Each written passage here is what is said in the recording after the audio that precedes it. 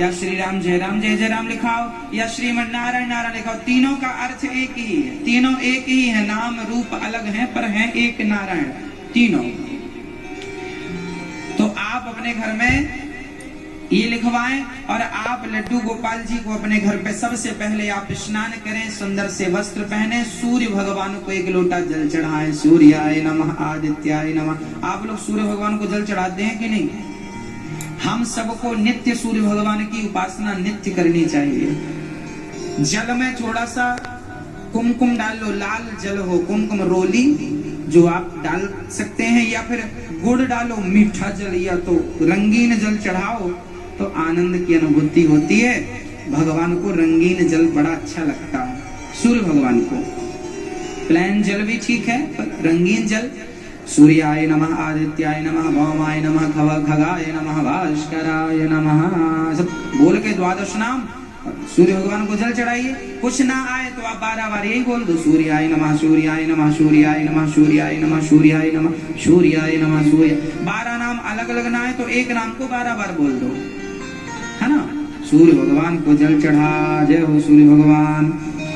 जल चढ़ाने से 2 फायदे हैं। पहले तो सूर्य भगवान की कृपा बरसती है, दूसरा हमें विटामिन डी मिल जाता है। साइंस भी कहता है कि जल चढ़ाने से, जल कैसे चढ़ाया जाता है? दोनों हाथ को ऊपर करके यूं, जल ऐसे नहीं चढ़ाया जाता, ऐसे लोटे में जल भरो, ऊपर हाथ करो और ये ध्यान रखो कि जल का छींटा, जल के जो छींटे वो आपके पांव पे वापस ना गिरे। हाँ, आप ऊंची जगह पर खड़े हो जाएं और नीचे तुलसी रख लें या नीचे कुछ पात्र रख लें तो फिर जल ऐसे चढ़ाएं, या फिर कटोरी, गहरी कटोरी या बाल्टी रख लो तो छींटे निकलने के सवाल खड़े नहीं होंगे। उसके छींटे पांव पे नहीं पड़ना चाहिए, इसका भी हमें ख्याल रखना चाहिए। हाथ ऊपर करके जल, सूर्याय नमः, सूर्याय नमः, सूर्याय नमः, ऐसे ऐसे हमें जल चढ़ाना चाहिए ऐसे। इससे क्या होगा? इससे साइंस कहता है कि ये जो जल की धार गिर रही है, इस धार से जब सूर्य का प्रकाश टकराता है तो आपने सुना होगा 7 रंग निकलते हैं आकाश में, जिसे हम इंद्रधनुष कहते हैं, है ना। तो जो जल आपने ऊपर से लिया है वो सूर्य का प्रकाश जब पड़ेगा तो एक इंद्रधनुष बनेगा और वो इंद्रधनुष आपके चेहरे पर पड़ेगा। उससे आपके चेहरे पर, आपके त्वचा पर, आपकी चमड़ी पर जो दोष हैं वो उस किरण से समाप्त हो जाएंगे, ऐसा मैंने साइंस कहता है। वो किरण जो जल से होती हुई गुजरती है, आप पर पड़ती है, वो किरण काफी फायदा करती है। तो साइंस के आधार पर फायदा है और हम आध्यात्म दृष्टि से कहें तो सूर्य भगवान को प्रणाम।